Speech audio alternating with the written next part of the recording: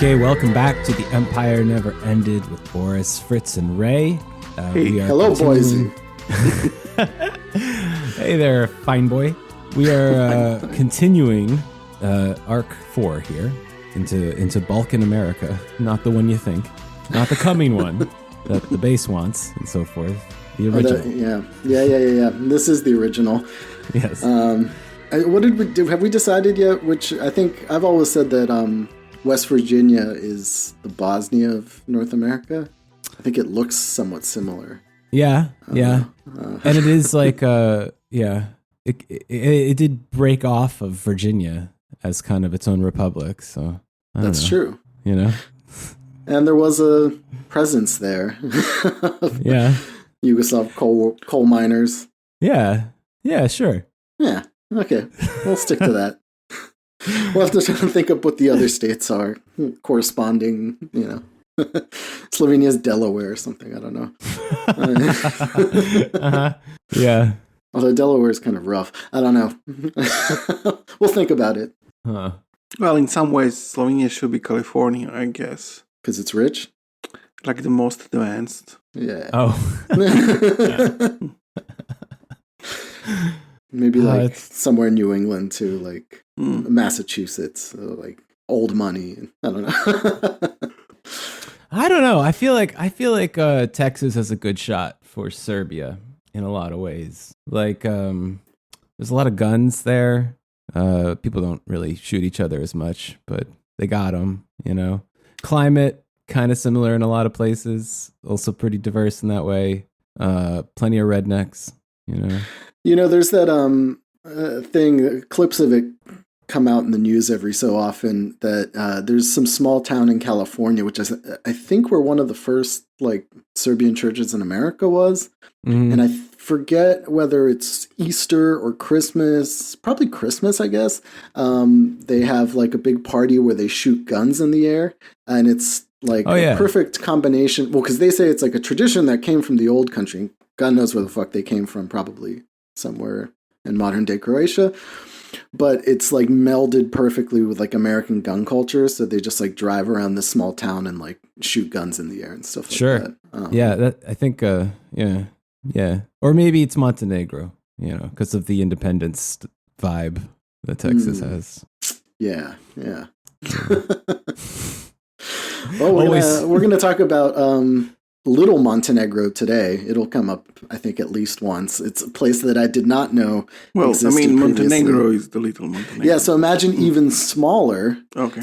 I heard Hot Springs, Arkansas is the tiniest Montenegro. That's what I've been told. Yeah. Well, I guess it was a big communist stronghold in Hazleton, Pennsylvania, which I had to look at on a map. I guess it's relatively close to the town of Centralia, which is, of course, known for being the town that's been on fire for like 30 years because like one of the coal mines caught fire and it's just burning. They had to abandon the town.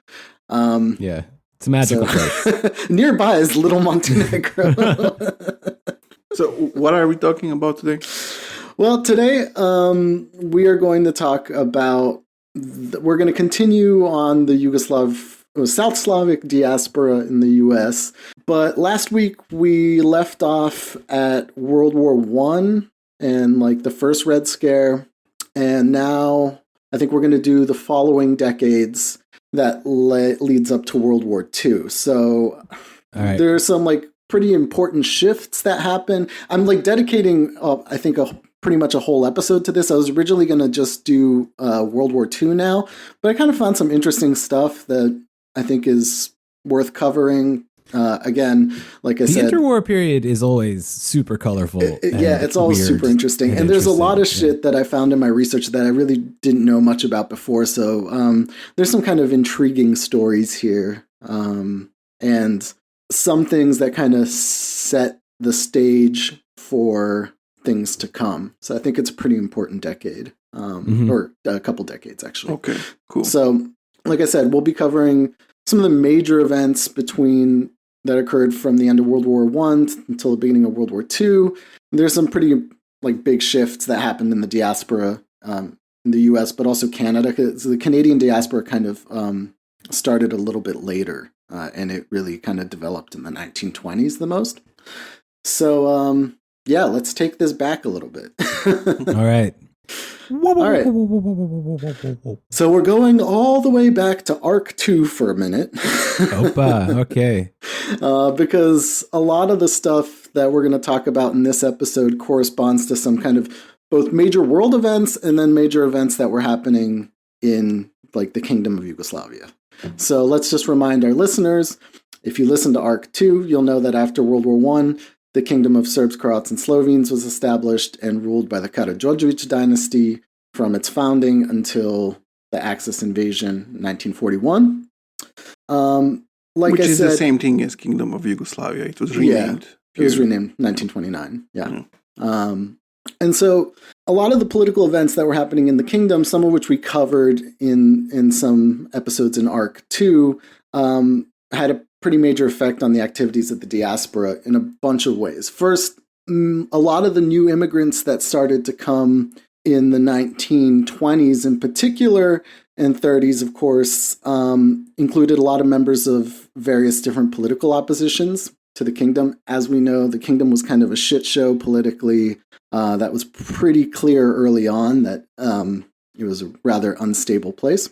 So you get kind of all kinds of opposition people moving to the U.S., ranging from, I don't know, the Croatian Peasant Party supporters, Democrats of various kinds, socialists, communists, and then also nationalists, too. We'll cover a little bit more about them in future episodes. Of course, like a majority of immigrants that came at the time came for economic reasons, just like before. But what's different about this interwar period is kind of the connection to the new kingdom in various different ways. So, like the new state immediately upon its foundation recognized the need to try to influence the already existing large communities that were in North America and in South America as well, but definitely North America to a major degree. And we discussed in last week's episode that the previous few decades were marked by the establishment of large emigre organizations, kind of big umbrella ethnic fraternal groups, churches, newspapers, clubs, workers' groups, etc., etc. And the New Kingdom was hoping to build on the support that they had from the emigre communities during World War I. Let's remember that like several thousand volunteers went to fight in the Serbian and Montenegrin armies in World War I from the U.S. and Canada. These numbers vary. Like in some more Serbian nationalist circles, they'll be like there were 25,000 Serbs that heeded the call and went to fight. It's I don't think that high, but it was definitely significant, and there was definitely a lot of support for the war effort and for the establishment of the new state. Although that they quickly got disillusioned with that. I mean, we'll see later on in some of these narratives that there were people that went over to fight as volunteers who later became like ardent communists, who were very much against the kingdom and stuff like that. So they naturally found support in the Serbian National Federation, which I mentioned in the previous episode, and in its newspaper, the Srbobran, the American Serbian Defender. Although ultimately their real foothold of support would be through the church. And there's some kind of important events that happen with the church in the old country that affect the North American churches as well. So, like, I think I mentioned in last week's episode that, Serbian Orthodox churches had been established pretty early on, like in the 19th century, along with like even before the first major waves of immigrants came. There were churches established. I think the first one was in like California, but then, there were several more popping up anywhere where there were, immigrant communities. But the modern Serbian Orthodox Church as we know it today was established at the end of World War I. So 1918 is when all of the, what are they called, metropolitanates that had previously been in areas under the jurisdiction of different states were united under one central authority. We've mentioned some of this when we talked about the Montenegrin Orthodox Church too. That's kind of their big beef there. Yeah. That they, no longer had like an independent metropolitanate, an independent church. And because the whole area was divided between different states and empires, so they had separate church organizations. And right, there was a metropolitanate of Karlovac, I think that was under Austria-Hungary. They were not all called like that. They had different church organizations based on like different historical developments. But there was like an autonomous church in, I think, Dalmatia, in Montenegro, in Vojvodina, and different parts had their own basically little churches. Yeah, so 1918 is when they come together under a single authority, and that's really consolidated by 1920. And as we mentioned back in Arc 2, the church enjoyed like a very close relationship with the new state. It kind of de facto became the state religion, the state church, even though very large number of the population weren't Orthodox at all. So, that's also cause for beef in the old country during this time period. But the church got to work pretty quickly trying to bring together all of the various different Serbian churches in North America under this new authority. And there's a familiar figure involved in some of this. If you think back all the way over 100 episodes ago to episode 25, where Ray talked about, gave us an overview of Nikolai Velimirovic. Oh, yeah. Velimirovic was one of the guys that they sent to America to establish these new churches. Ray, do you want to give us a quick reminder of who Velimirovic is? Yeah, he was like a very strange guy who was first a priest, and then he became a bishop in the Serbian church. And at first, like pre-First World War, he was seen as a kind of a progressive person inside of the church, but then soon after that became very conservative and kind of weird. He was into like Eastern religions, Buddhism, Nietzsche, and so on. In the First World War, he had like a big role for the government, I think also abroad, mostly in Britain, where he did like pro-Serbian propaganda. And after the First World War, he became a bishop and one of the leaders really of the kind of a more conservative and nationalist wing of the church.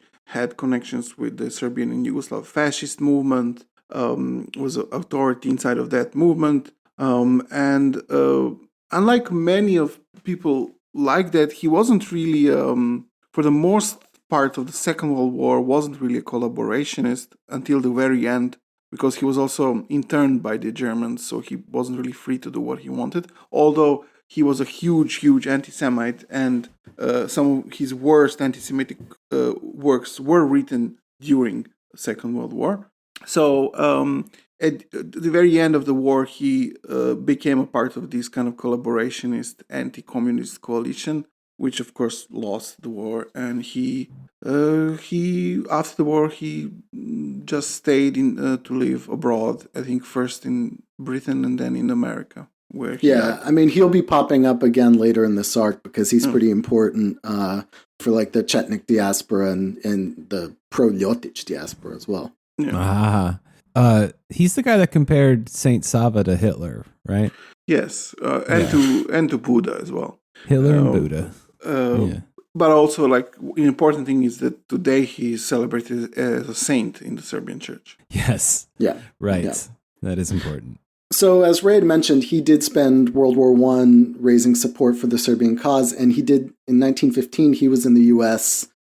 Doing some tours and making connections, basically. So, when the church sent him there in 1920, he had a lot of contacts. He was actually pretty well regarded at the time.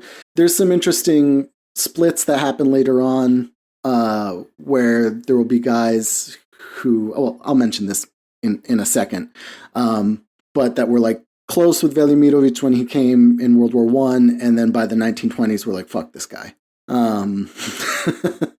So in 1921, a new diocese was formed for all of North America. And so this is the Serbian Orthodox Church in America.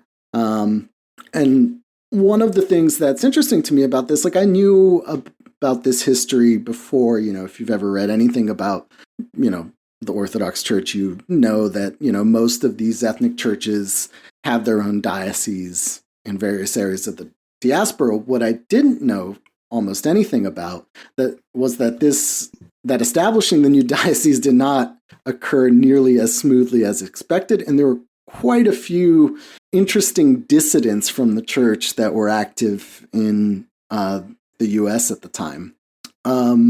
So, we talked last week that, a majority of the South Slavic diaspora lived and worked in brutally exploitative conditions of American industry, and many people were involved in the labor movement and like kind of more socialistically inclined as well in various different forms of socialism. And it turns out that there were quite a few priests who were sympathetic, or in some cases in open solidarity with the labor struggle of their congregants. And it's interesting because this history has been pretty much erased by the Serbian Orthodox Church. In fact, like I read a lot of some interesting accounts in these books, and then when you go to look up the history of some of these churches that they talk about, they really gloss over some very major disputes that happened. And so, like, if you didn't have access to certain books or weren't seeking it out explicitly, you would never really know. And there's some pretty major splits going on here. And like I knew things about priests being involved later in like the partisan movement during World War II, but I didn't really know about any of that kind of, like progressive priests, as they call them, in the U.S. It's completely forgotten about. Is it the film Sutjeska that has the machine gun priest that mows down Nazis on the hill? Yeah. Yes. Yeah. Cool dude.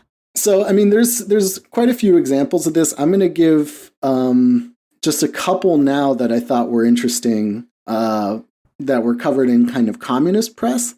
And one is of this priest, Aleksija Savić, who had been the founder of one of the first Serbian churches in Pittsburgh in 1905 and remained its leader for, the leader of the church there for well over 30 years.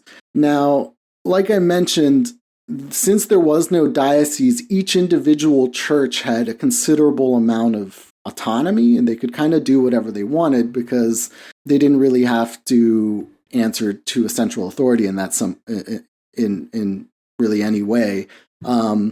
Most of all, for practical reasons, they couldn't really do it. But, some of them kind of took that and ran with it.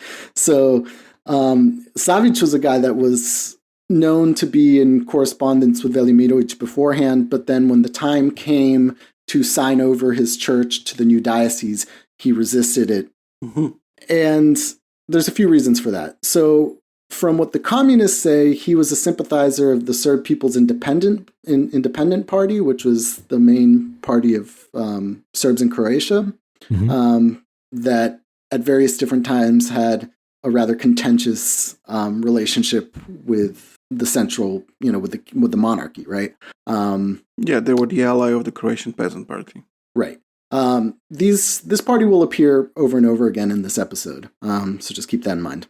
So when the communist-led Serbian newspaper Free Thought was founded in 1935, he apparently subscribed his entire congregation to this newspaper and was, I guess, quite popular for that because, whatever, his congregants were mostly, steel workers who were probably pretty sympathetic to that in the first place. That pissed off the church superiors to such a degree that they had no other choice but to start another church, like just a few streets away from his. So they were like, okay, if you're not going to come under our fold, we'll just build our own fucking church. And this will be our church. And, the commie-loving, your commie-loving supporters will have their church and we'll have ours. And, basically the idea was to kind of try to draw away support for, Reverend Savic's church. I actually looked it up. I wanted to see how close it was because in the book it was like in the same neighborhood, and I looked it up and it's literally like 2 streets away. But the church was obviously very pissed about this. Articles started to appear in that newspaper that I mentioned before, the Serbian Defender. That'll be a very important newspaper throughout this arc. It becomes kind of the mouthpiece of the nationalist diaspora. Mm-hmm. And so, in various articles, they're calling him a traitor, a commie, blah, blah, blah, blah, blah, blah. And so Savic does the good old-fashioned American thing and sues the newspaper. Mm-hmm.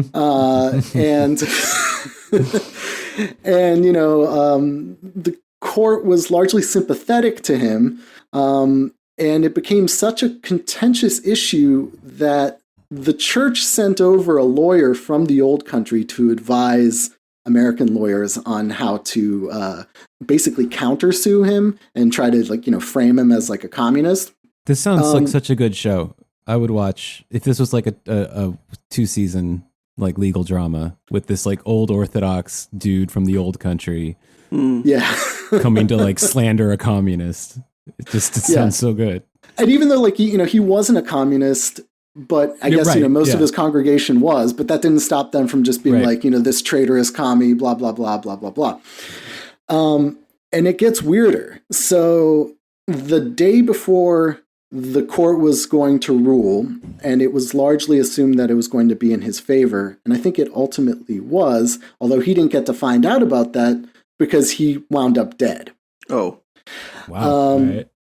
Now, Mirko Markovic, the communist who wrote this account, doesn't explicitly say that it was the church's like goon squads or, a hitman from the monarchy that took him out, but kind of heavily implies it. It is rather odd that this dissident priest winds up dead the day before the court is going to rule in his favor and probably force the American Srbobran to pay him God knows how much money. Yeah. Right. Do you know how he died?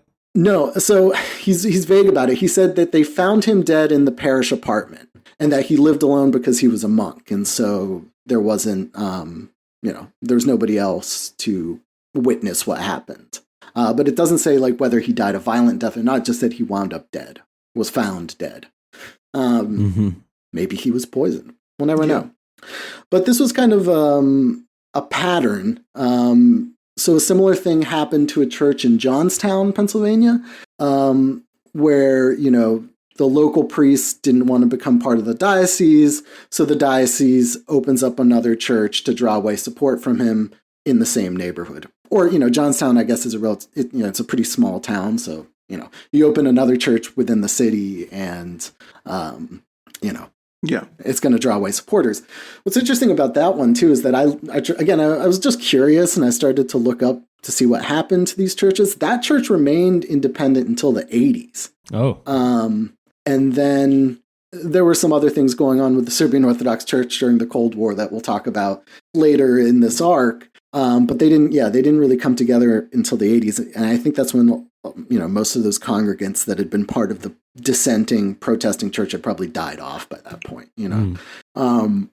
So, that's an interesting thing. There's another little fun tidbit, and this is where Little Montenegro comes into question. Again, it's from one of these communist accounts of, visiting Little Montenegro and the diaspora there, which was like heavily communist coal workers. Coal miners. They, I guess, since they didn't have their own Serbian church there, relied on a Russian Orthodox church to go to. Again, there's a lot of communists going to church, but, whatever. Yeah. So where's this exactly? Hazelton, Pennsylvania. This is the one that's near perpetually burning Centralia. Yeah. Well, did the church offer, booze? Was it allowed to do things like during Prohibition that maybe, you know what I mean? Because you know what I'm saying? Might attract a few communists. Yeah, I wonder if they were still allowed to do communion with wine. I don't know. I'd imagine so. I mean, could go have communion all day there. They can't do any way else the communion, so for sure they. Protestants, there's some Protestants that do it with like grape juice and shit. Yeah. Fucking extremists. Orthodox have to have both bread and wine. Yes. And I guess, even if these guys probably weren't active churchgoers, they definitely followed religious burial practices. So these guys in Hazleton, in Little Montenegro, got in an argument which, as this guy describes, went into a full-fledged war with the Russian Orthodox priest, who they call a white guardist, over his lack of support for Soviet Russia. Which it's stated so matter-of-factly in the book that I'm just like, did you really expect this guy to be like, what? He's going to be like, yes, long live Lenin and Stalin. What were you going to expect? But I guess they got so pissed off about it that they were just like, okay, well, fuck you then. You won't do our funerals. And we're making our own cemetery where they did their own burials. And I think they brought in priests from progressive congregations to officiate these funerals. And I guess it had become even a popular burial spot for other Orthodox leftists in the US. So there's an account that a couple guys from New York wanted to be buried there. And then this openly communist Orthodox priest that we'll talk about a little bit later, when he went to visit there, he's like, if I die in America, I want you to bury me here. And I did look that up too, and it's physically still there. I don't think anybody's done a burial there for a while. But it says, it has a big gate that says Serb Montenegrin Cemetery. So that's where the commies were buried, because the fucking white guardist priest didn't like Stalin. I'll tell you what, if y'all die in America, I will bury you there. All right. Because you are a priest now. Oh. Can anybody officiate funerals in America like they can weddings? I don't know how that works. I mean, I guess I'd imagine it's a little bit more it's complicated. You can bury people anywhere, anyhow. Yeah. So, I mean, from this example of the church, you can get a kind of clear picture that the agents of the Yugoslav monarchy were working overtime to try to exert their influence. And according to, again, these communist newspapers, they had the means to do so. So they alleged that the Karađorđević dynasty invested a significant amount of money in American industry during the Roaring '20s, specifically in railroads, and that they had a pool of $60 million or so dollars, which I think in 1920s, 1930s money is a fucking shitload of money. Which brings me to think, when the whole story about the Karađorđevićes, how they're alleged to have stolen the gold reserves, and they vehemently deny that. Well, I guess they had a significant stake in American industry. They're fucking billionaires anyway, so whatever. Even if they didn't take that gold, which they did, they're still rich as hell. But they use this massive pool of money to support a network of agents, propagandists, and outright snitches, some of whom were priests. And so they had a lot of people on their payroll. So they describe, for example, the communists describe, again, this is the communists saying it, there was a lot of fighting at the time. But I'm thinking this is more or less accurate from, what I can deduce from, the general situation at the time. So, they say that, let's say the editors and publishers of the American Serbian Defender were receiving double pay, right? So they were getting paid by the newspaper, and then they were getting matched that pay by the monarchy to, be their mouthpiece. Right. And in some cases, like I said, they had these snitches that were working hand in hand with the American government to crack down on labor leaders. At the time, you could get blacklisted from companies. It was a common practice to deal with rabble-rousers and troublesome people. And so, if some agent or a snitch was, had a beef or wanted to report somebody, they had the means to do so and, get a labor organizer or communist or whatever run out of town.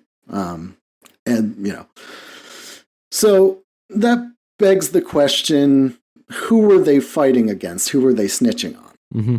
Now, last week we talked about the early kind of socialist organizations, workers' organizations, anarchists, communists, or whatever that existed in the period between, 1900, let's say, to World War One. Don't forget the De Leonists, who are special brand. Well, here come the De Leonists real quick. Oh, here they come. Here come the De Leonists. So, I mean, we ended that episode discussing a little bit the different approaches in the American socialist movement on how to respond to the national question, national liberation, and World War I in general. I mean, this was not just limited to the South Slavic sections. This was a kind of big split that happened in the Socialist Labor Party and the Socialist Party of America. I mean, it led to the fracturing of the Socialist Party of America, which, you know, most people know was the electorally most successful left party in America. Eugene Debs, you know, receiving 1 million votes. But, you know, various different opinions about World War I, national liberation, and then especially the Russian Revolution led to a split in the Socialist Party of America. And also within the Socialist Labor Party, so, you know, the De Leonists that we mentioned in the last episode. Now, after the founding of the Comintern in 1919, which was, you know, the Communist International based out of the Soviet Union and under control of the party there, many of the splitters from the Socialist Party of America went on to found the Communist Party of America, later called the CPUSA, the Communist Party of USA. And with them went a very large number of the South Slavic section. And they were extremely instrumental to the new party. Different sources have different numbers, but it's thought that about a third to a half of the total membership of the Communist Party at the time was of South Slavic origin. This is pretty amazing. Yeah. Yeah. So in 1925, the party itself went through considerable reorganization. This is, of course, done to put it in step with established communist leadership, and as well as opening this idea of a popular front, which we'll talk about a little bit more because that comes a little bit later. But in general, the Bolshevization program of the party at the time was geared towards expanding the party and engaging non-communists. So this led to a formation of a new Yugoslav section, which was called the Yugoslav section. And they had their own, they set up a newspaper in Chicago called The Worker, and then went on to establish what they called Yugoslav workers clubs, pretty much anywhere where there was a concentration of, you know, South Slavic immigrants. And so I think a lot of the time they used kind of existing infrastructure of previous workers groups, but they also did things like buy property and establish these clubs. And then these clubs weren't intended necessarily, they were controlled by the Communist Party, but they were kind of open to anyone. They were supposed to be kind of replacement for some of these larger kind of umbrella organization halls, right? So something that wouldn't necessarily be tied to the church or, you know, to pre-existing organizations. With that also came the Yugoslav section of the International Workers' Order, the IWO, which real briefly was a communist-led fraternal organization that did much of the same things as some of the mutual aid groups and fraternal organizations that we talked about in the last episode. The IWO, of course, did a lot of things for having funds for striking workers and that kind of stuff. But it was, you know, largely controlled by it wasn't a front group for the Communist Party. But the Croatian and Serbian sections of that also had thousands and thousands of members. They were very large. They're some of the larger sections. The IWO, there's some complicated stuff here that a labor historian could tell us a lot more about the CPUSA's program of kind of Americanization at this time too, to kind of appeal to the non-ethnic worker, the WASPs, the Americans, the real Americans. Because at the time, you know, uphill battle. Like I said, if half the Communist Party is of Yugoslav origin, you know, a large number of the rest of them were Germans, Jews, you know, at the time you had shit like fucking Lithuanian communists or whatever, a Hungarian section, this kind of thing. And they wanted to kind of branch out towards the broader American public. But that doesn't really concern us so much here. But the Comintern itself was very interested in the Yugoslavs in America in particular. Let's introduce the Comintern's man in America, Mirko Marković. In the summer of 1935, the Seventh World Congress of the Comintern met in the House of Unions in Moscow. This Congress was known particularly for the adoption and endorsement of Popular Front politics, which essentially seeks to create large coalitions that would include non-communist parties, liberals, etc., and political organizations to combat the rise of fascism. The Seventh Congress also directly addressed the issue of Yugoslav workers abroad, and a decision was made to send an agent to directly bring the emigre organizations under the party line. Now, I mean, this is the point that you might ask yourself, why is the Comintern concerning itself with Yugoslav workers, right? Well, I mean, for one reason that we already said, they're about half of the Communist Party in America.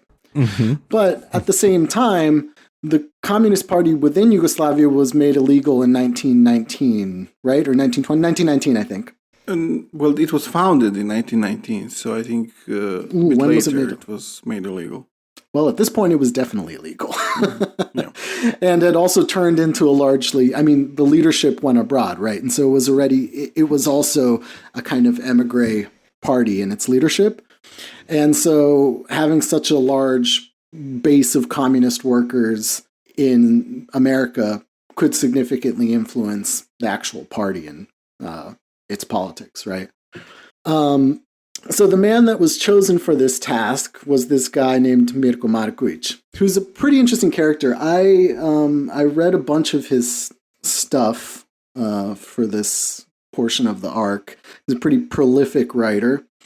And despite only spending a little over a decade, I think, in America, he had a major impact over the diaspora and diaspora organizations, probably more so than I think necessarily any individual. Just a little bit about him, because he has an interesting biography too. He was born in Montenegro in 1907. He got involved with communist politics early in life, probably under the influence of his uncle, who was Dr. Vukašin Marković, who was a close confidant of Lenin and was a participant in both the 1905 revolution and the October Revolution. He would later get into a little spat with Stalin and was a victim of the purges. But, you know, he was one of these, like, you know, OG Yugoslavs that participated in the October Revolution.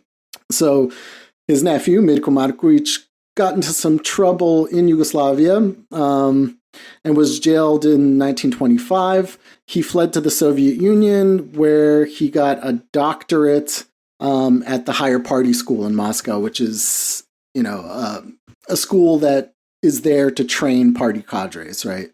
You know, to guys that can build the party. Now, we'll get into a little bit why this maybe got a little bit weird in America, but, you know, whatever. He was a well-educated communist from, you know, a strong communist milieu, family, whatever. So he was the one that was chosen to go to the U.S. to reorganize the Yugoslav section of the Communist Party and bring it up to date with the politics of Red Central, and specifically on implementing the new line on the ethnic/national question. Which, you know, again, we don't have time to get into, like, the politics of Stalinism and I mean, yeah, this was a big topic for the Communist Party in Yugoslavia, and like different factions of the party were formed based on different opinions on the national question and how it should be solved in Yugoslavia. So it's complicated. That same thing happens with Yugoslav workers in America. Yeah. So Marković arrives in the U.S. in 1935 illegally, as like a stowaway on a boat, and immediately gets to work on restructuring the South Slavic section. So he goes to Chicago, where they were headquartered at the time, and he meets with the current party leadership, both the CPUSA party leadership and the Yugoslav section, and proposes more like implements the following changes. And this is from his account. 1, disband the current leadership, which has become out of touch with the base. We'll see why this kind of isn't necessarily true, and reorganize the party leadership. 2. Split the current Yugoslav section into 3 separate sections based on ethnicity, a Serbian, Croatian, and Slovenian section, with each one getting its own newspaper.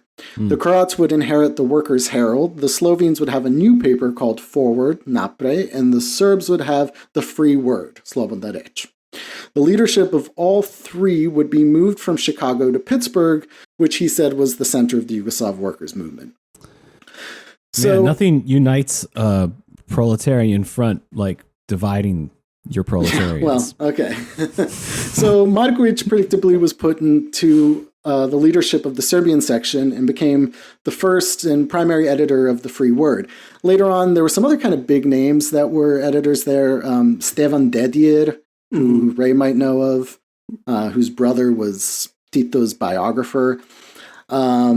This guy, Nikola Drenovac, who we'll talk about a little bit too, he was one of these priests that was like a straight up communist or like Marxist, and was defrocked by the church and lost his church. And then he became more dedicated to the movement. So for this occasion, the party purchased a building in Pittsburgh, which would be both the headquarters and the printing house of all 3 newspapers. So basically, they were separated but shared the same building, but they printed their newspapers together, but each headquarters had its own floor in this building. Did the Slovenian one have like a ski slope, indoor ski slope, and there was like a kiddie pool in the Croatian one? And yeah, and the Serbian one have. Serbian I guess one just stank of rakia when you walked in. Instantly cleared your sinuses. Well, yeah. I'm sure some of these workers did a bit of drinking after this because, as you mentioned, nothing unites you like dividing you, and the decision to split the Yugoslav section along ethnic lines was not popular at all. I mean, even Marković admits this. He said that, as soon as he proposed this, people were crying out and yelling at him. And he said it was a difficult decision, but it had to be made. Yes. I mean, this, of course, comes out of their Leninist ideology and the idea that, I'll let you rant in 1 second because I want to actually read off some of his explanations for this. So, first of all, I mean, again, this is kind of one of the more harebrained and disastrous policies of Stalinist approach to the national question. But, as we discussed last week, even though these workers' organizations in the early days formed roughly along ethnic lines, it was very fluid. Its membership was not rigidly based on your belonging to a particular ethnic group. Mixing between these groups was at this point very common. It was not unusual for somebody to have a Slovene mother and a Serbian father or something like this. And moreover, they kind of organically coalesced around their shared language and common culture, right? So, I mean, that's why, when you read today, they'll be like, those De Leonis were Croats, and then you look at their membership and they're half Serbs. It wasn't rigid at all. And they didn't, necessarily identify strictly with these categories. It was just, and I think this rigid adherence to this ethnic-based organization definitely sets the stage for fracturing that you see later on. This is true kind of on a grander scale too, right? But Marković had some kind of big brain Stalinist takes on this whole situation. And so let's kind of just see what he has to say about it. This is quoted from his book, from his pamphlet, The Struggle in America for a New Yugoslavia. Subtitle, It Wasn't My Fault. Okay. The problems of the Yugoslav diaspora comes from the inheritance of the past, primarily from socialist and anarcho-syndicalist tendencies in the movement.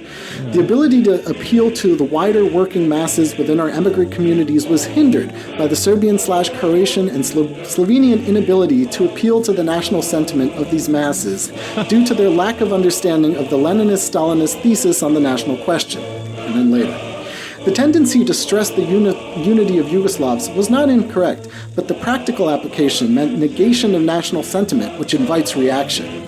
Some comrades who remained inclined towards anarcho-syndicalist ideals discourage comrades from taking U.S. citizenship. They did not do this because of patriotic sentiment against Austria-Hungary or the Kingdom of Yugoslavia, but because workers have no nation but the working class, and workers are citizens of the world. Of course, like the working man has no country is straight out of the manifesto. Yes. So the conclusion that he seems to draw here is that the problem with the Yugoslav communists in America is that they wanted communism. Yeah. Yeah.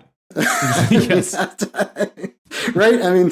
But yeah, but that's because they're not able to think dialectically, Yes. We talked a bit about this, if you want communism, you have to develop capitalism. And if you want, working class without national identity in the far future, you have to support nationalism now, because that's how you get there. Yeah. It's dialectics. Yes, that's right. Between like something that makes sense and something that makes no sense at all. And in between that, the future. I mean, when we were a guest at Radio Warner, we talked a little bit about something that, developed out of this. And that's, the national politics in Yugoslavia and, this whole idea, the wrong idea how nationalism appeared in the 90s suddenly, and it wasn't present before. And, kind of my opinion is that it was always there, but not this thesis of some kind of ancient hatred and, a spontaneous tribal ideology in the Balkans or something like this, but it was like promoted by the ruling class in the so-called socialist Yugoslavia, by the communists, because that it was part of their ideology, and they created national identities and maintained them. But for decades it was in a very different context, different geopolitical context and conditions. So there was no war or anything like that. But when this changed in the 90s, this situation was ready for a nationalist conflict. And you can see that here, I think, in a very like small little like, context of this newspaper in America.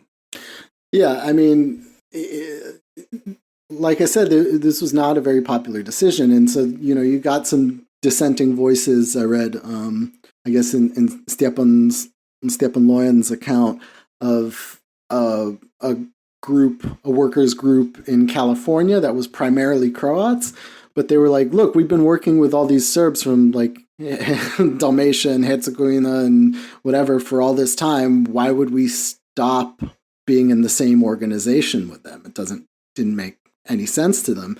And it caused like some pretty practical problems too. I mean, we just talked about how in the 1920s they established these Yugoslav workers clubs all over the US.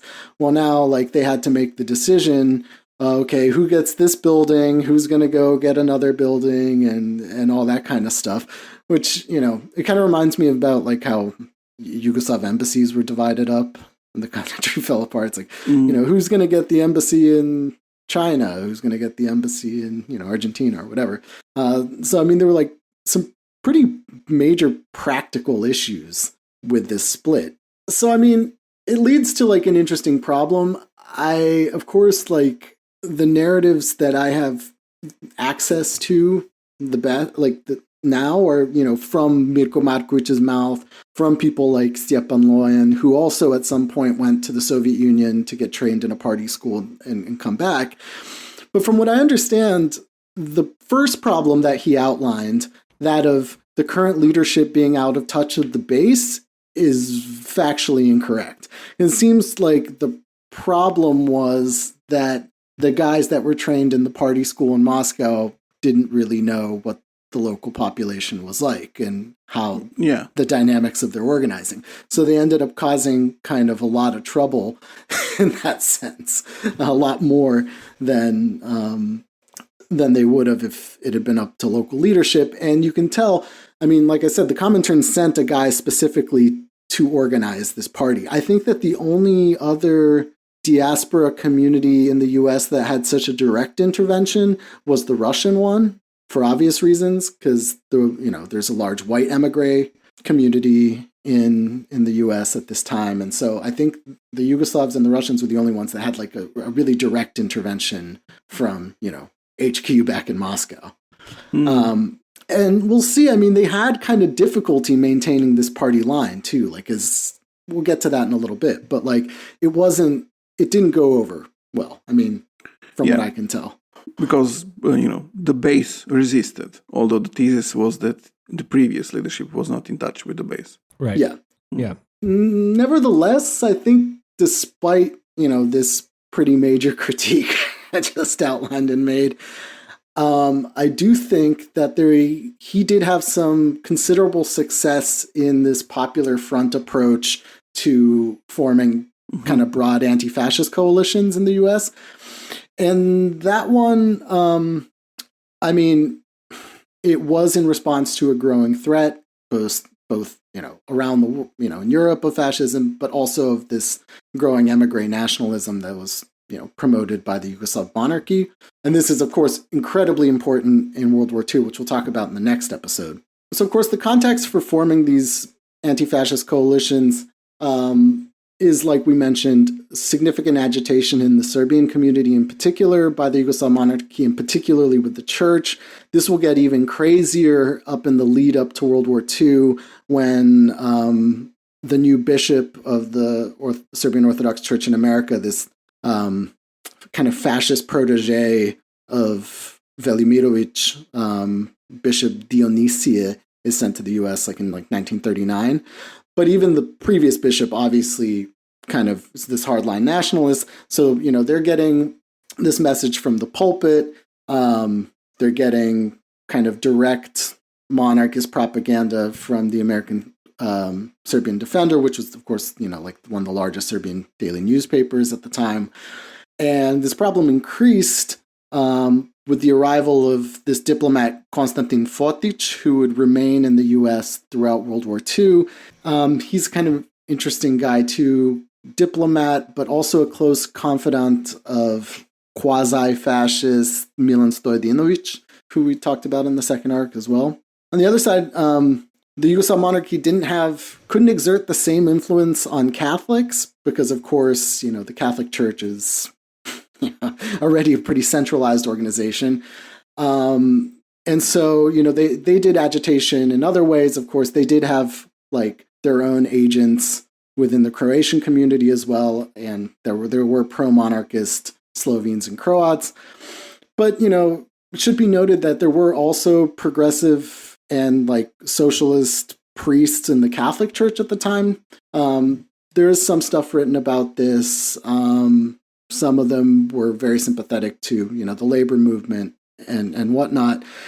But, of course, the threat that faced the Croatian immigrant community was the emergence of the Ustaša movement, which, again, as we talked about in Arc 2, was at this time largely an emigre movement, but mostly centered in Europe. But that didn't stop, Ustaša HQ from sending some of their best guys to America to agitate there. So by the mid-1930s, the Ustaša movement already started to develop a foothold in the U.S. So two newspapers were founded in also Western Pennsylvania, the Home Defender and the Independent State of Croatia. This kind of think it's funny because these guys are headquartered just a few miles away from the communist one. I'd imagine there were some kind of interesting situations because I guess the place where the communist newspapers were headquartered was the large Croatian neighborhood in Pittsburgh, and I guess this place called Mala Yaksha, something. I don't know. I guess it got demolished in order to build a freeway in the 70s. But so I'm just trying to imagine some of the conflicts that were happening here. But the most successful initial attempt at forming a broad anti-fascist coalition in the South Slavic diaspora definitely happened in the Serbian community first. And that took the form of the so-called Vidovdan Congress, which is in 1935, 1936, which was basically centered around the movement that revolved around the free word newspaper. And maybe real quick, we should mention the significance of Vidovdan, or St. Vitus Day. I know we talked about it in Arc 2. Did we? Yeah, because we talked about the Vidovdan Constitution. May have even played a song. There's plenty to choose from. So I mean, I didn't prepare for this, but like this is this like big Serbian national holiday. Supposedly the day on which the Battle of Kosovo in 1389 happened, 28th of June. But it's a modern invention, like all of these things. So it was first established as such and celebrated in the late 19th century. It was not at all some kind of a tradition older than that. Right, but then several also important events happened to coincide with this.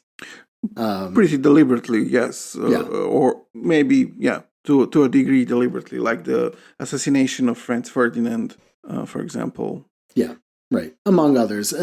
Later, it's a significant date. And they chose it specifically to fuck with the Serbian nationalists and to supposedly take away their monopoly of the holiday. I see.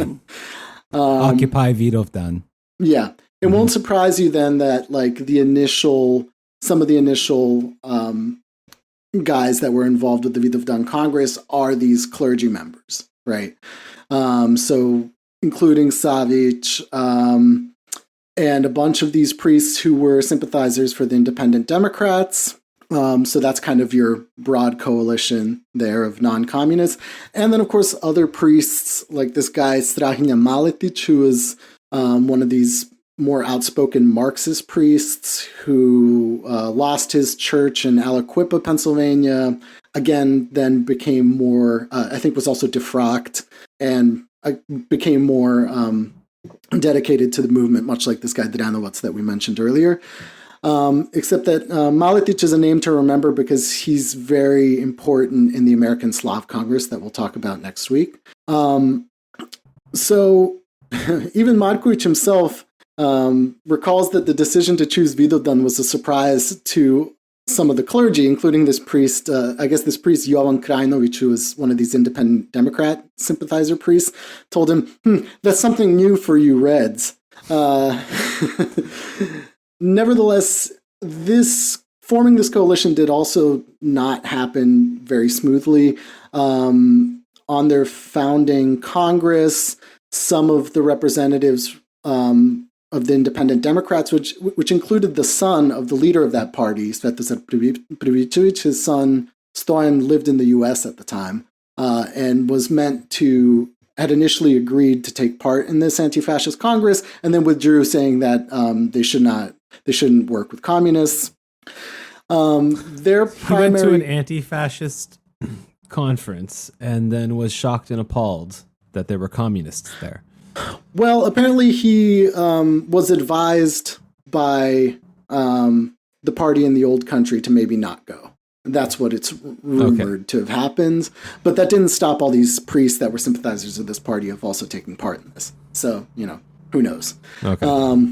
But the point of it is that they got together and they continued to meet regularly and organize activities to counter monarchist propaganda that in the Serbian community specifically, right? So since they're broken up into sections, they're only responsible for agitating within the Serbian community. And to that, like I said, they started immediately and they carried on until the founding of the American Slav Congress. Now, on the Croatian side, the attempts to form a kind of broader coalition, an independent coalition, didn't go over so well. And I think that's largely due to the strength of the already existing fraternal organizations like the Croatian Fraternal Union. Croatian Fraternal Union was really large, really strong. It was, one of the first ones. It was a big umbrella group that was pretty diverse politically. So their center of activity, or at least of these communists, was to agitate within these umbrella groups because their attempt to get them to form a different group didn't really succeed. So you have these interesting stories of some of the fracturing that was happening in some of these Croatian groups. Like there was the Croatian Circle, which was an old Croatian organization that really split apart during this time period because the left wing of the Croatian Circle were, mostly communists. And then they had a right wing that split off and became Ustašas, straight up. But really, a majority of their struggle goes on within the Croatian Fraternal Union, and there's kind of dizzying array of allegiances that are going on at this time. Like during one period in the 30s, the Croatian Fraternal Union's led by a Catholic priest who's very pro-Yugoslav and very anti-Ustasha. At other times, they have kind of some more nationalist people emerging in the leadership.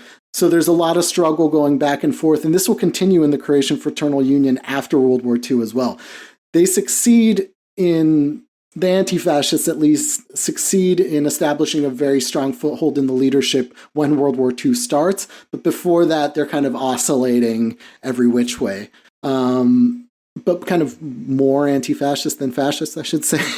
Because it should be mentioned that a large base of support in the Croatian Fraternal Union at this time is from the Croatian Peasant Party, which, we talked about a lot in ARC 2, and they had kind of complicated politics as well. But, the ones that became more reactionary just became Ustashas, it seems, and the rest of them were kind of willing to work together in the American Slav Congress that we'll talk about next week.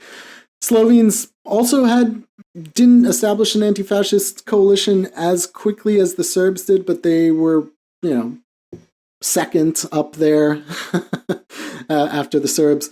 I think that they, of course, didn't have some of the same problems of reactionary emigres at the time. Their leadership base was always much more solidly left-wing. The parts that were more Catholic. And at this time, one of their rallying points of Slovene nationalism was, of course, anti-fascist, right? It was liberating Slovene lands that are held by Italy, right? So in that sense, their nationalists were much more willing to go into any kind of anti-fascist coalition because, they themselves were victims of Mussolini's Italy, right? Uh-huh. Aside from these kind of broad-based coalitions, some of the more militantly inclined members of the diaspora went to fight as volunteers in the international brigades during the Spanish Civil War, once again under the leadership of Mirko Marković. So 1936, Marković gets sent to Spain to command one of the American brigades, the George Washington Brigade, actually. Before he goes to Spain, he spends some time organizing these volunteers. So he writes about, actually he has an entire memoir of his time in Spain that I'm reading now because it's not super related to this arc, but it's very interesting because, he's a commander of all these Americans. But, he spends time going from city to city, organizing these volunteers. There's some kind of interesting accounts of the send-offs that they had to do in private because, of course, it was illegal to, send volunteers over. So, he says they gathered volunteers from New York, Chicago, Pittsburgh, Detroit, Cleveland. In Canada, there were also a not insignificant number of Yugoslavs that went to fight in Spain. I'd say it was about roughly 100 or so. So while he's gone, the leadership of the Serbian section is taken over by this guy, Srđa Prica, who was sent over by the Communist Party of Yugoslavia's headquarters in Paris to, kind of toe the party line, and one local guy named Nikola Kovačević. We'll get to why that's important in just a sec. So I should just mention that, out of the 100 or so volunteers from Canada, about 14 died, and Marković says that about 1 in 3 Yugoslavs that went from America died in Spain. Wow. In various different fronts. Mm-hmm. Like I said, he bounced around the international brigades. He spent most of the time, from what I understand, in the George Washington Brigade, where he commanded Ernest Hemingway, among other people, who would help him out. And then, of course, there were other Yugoslavs in the international brigades that weren't in the Balkan brigades themselves. Most notably, this guy, Vladimir Čopić, right, who's one of these kind of OG Yugoslavs that participated in the October Revolution, also a guy who died in Stalin's purges after he came back from Spain, but I guess was a close friend of Marković from, probably via his uncle and his time in the Soviet Union. So in his book, they talk a lot about their time together. He commanded a bunch of different brigades. I think Abraham Lincoln, few others, and including, I think, the Dimitrov Brigade, which was largely Balkan volunteers, mostly Bulgarians. Anyway, Markovic, after the war ends, attempts to return back to the U.S. illegally, again stowing away on a ship. He gets caught and detained in Ellis Island. The U.S. government threatens to deport him back to Yugoslavia, where, of course, he escaped from in the 1920s, having gotten into some trouble there and was facing a death sentence upon his return if he was deported back. So there was a pretty large mobilization within all sections of, the Croatian, Serbian, Slovenian section to, free him, let him into the country. The U.S. government instead decided to deport him to Havana, which turned out to be a good deal for him there because he just reconnected with Ernest Hemingway, who had a bunch of connections in the U.S. embassy there and was actually able to get a visa for him to enter the U.S. legally for the first time. So I guess, unintended consequence of... this is kind of interesting. I didn't know that, he maintained a close correspondence with Hemingway, like, throughout his life, even later. They have, like, some of his letters in this book. So when Markovic returns back to the U.S., he discovers a, quote, crisis of leadership in the Serbian section. Again, the problem is that this local guy, Kovacevic, under the influence of his anarcho-syndicalist IWW background, kicked out the party boss and started deviating from the party line. Again, it seems like Markovic's policies weren't exactly super popular with some of the locals. Yes. Now, he doesn't exactly say what that means beyond that, like, he kicked out the party boss and started working and moved one of the print shops over to some Slovak guy, which I guess was a bad thing. I don't know. Well, it's not the plan. That's for sure. Yeah. The important thing is that, he deviated based on his IWW background, and he was very surprised by this because he had been such an ardent supporter of the October Revolution and called him comrade in Russian. In friendly terms or whatever. So Markovic again returns to the leadership of the Serbian section and pretty much stays there all throughout World War II. Now, just real briefly, Markovic leaves the U.S. after World War II. We'll get into his activities during the Second World War next week. He remained a kind of ardent Stalinist and was jailed by Tito for 3 years and sentenced to hard labor, although he was rehabilitated afterwards, which, some others weren't. He must have been a good worker. Yeah. Yeah, that was not fun, being imprisoned by Tito for being a Stalinist in the early days. It was very, very bad. Well, I mean, I guess he got off better than his uncle, who, died in some gulag in the Soviet Union. So I think this is probably a pretty good place to stop. So we're at the end of the 30s right now, and when we pick back up next week, we're going to just immediately dive into World War II and the American Slav Congress and Chetniks and Ostashas and the fights going on between all of these guys, competition for recognition by the U.S. government, aiding the partisans, all kinds of crazy stuff. Yeah, I mean, it will be interesting. I mean, just maybe to mention, maybe it's not so important, but it's interesting. The one you briefly mentioned, Stevan Dedijer, and said he was like an editor, one of the Yugoslav American newspapers that you mentioned, right? Yeah, the free thought, yeah. Yeah, and he was... Free word, rather. He was later, I think, he worked for the OSS later. Yeah. Because, like, for a time, the OSS kind of recruited also leftists, quite a lot of them, actually. But after the war, he went to Yugoslavia and worked there for the Tito regime for a period. I think he was, was he a physicist? I think he had... Yeah, he was some sort of scientist. Yeah, he developed this Yugoslav nuclear program there. And so an interesting guy. Yeah. He kind of was he was a liberal later in life, no? He stayed in Croatia even after the war started. I think he died in Dubrovnik or something like that. Maybe, yeah. I mean, he was all over the place because he worked for the OSS. He was in the American army. He was a communist. He was working for the Titoist state security, you know, the nuclear program. It's like I mean, we'll get into that next week. It won't seem as unusual as you think because the OSS, as you said, was recruiting leftists, but it became the party line to aid the American war effort, right? Yeah. And so they voluntarily went because they couldn't join the partisans. And there's some kind of crazy stories that we'll get into next week. But I think the idea might have been his role in the OSS, I think, was as a translator for Tito at one point. Okay.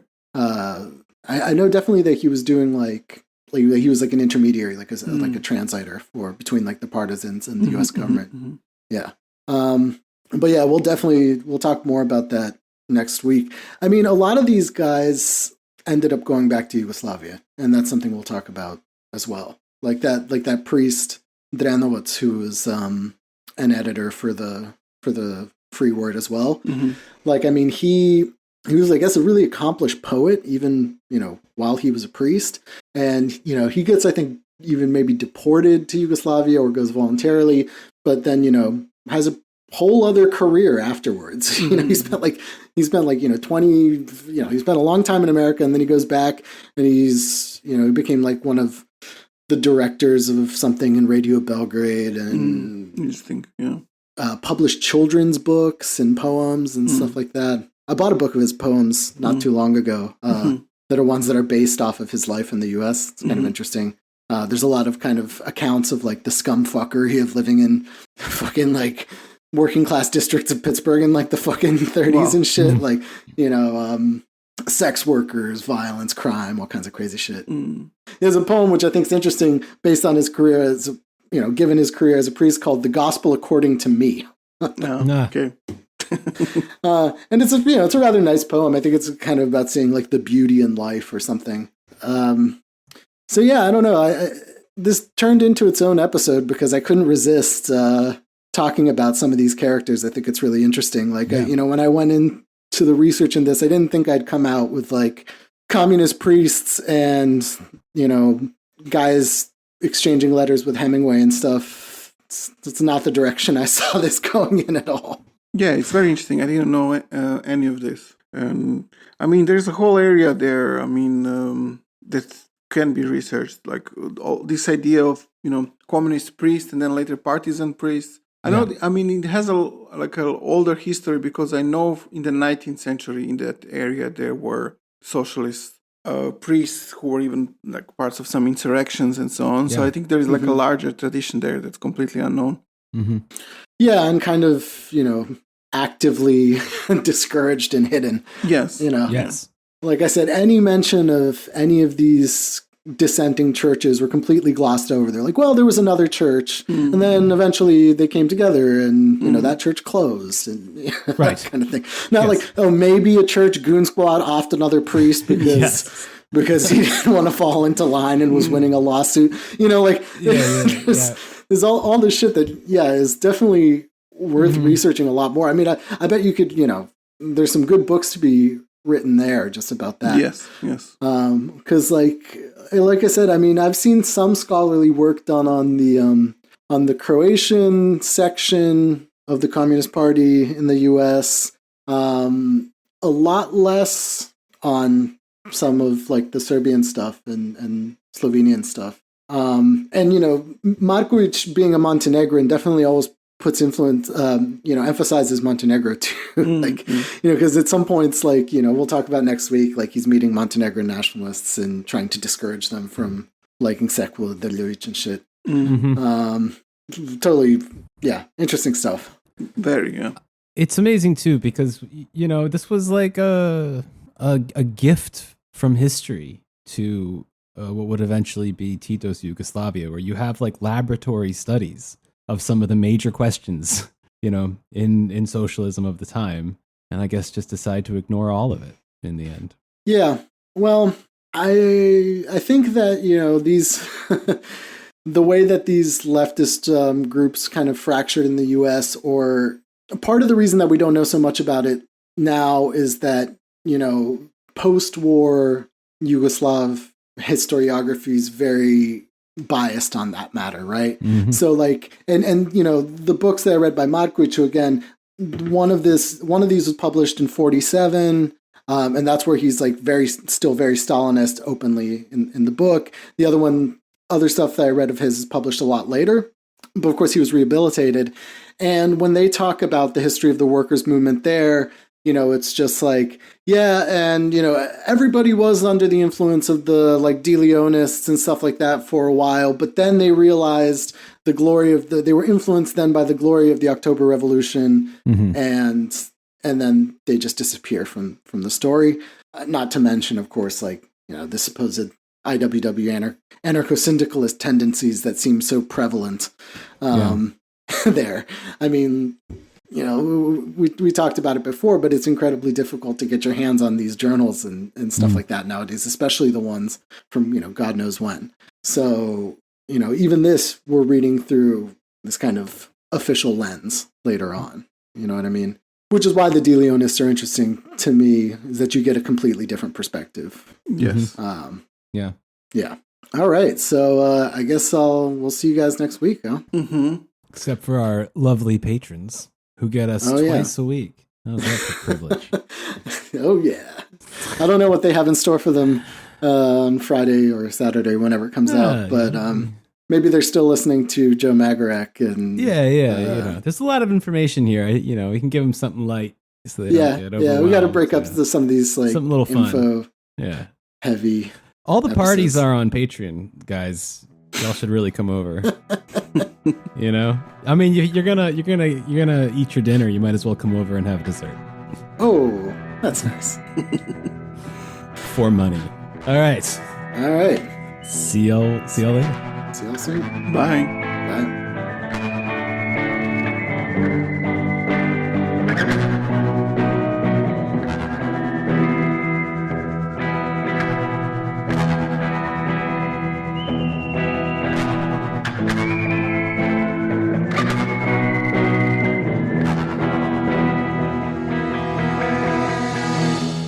Hey there, Fritz here from The Empire Never Ended. This has been one of our weekly free episodes for free people.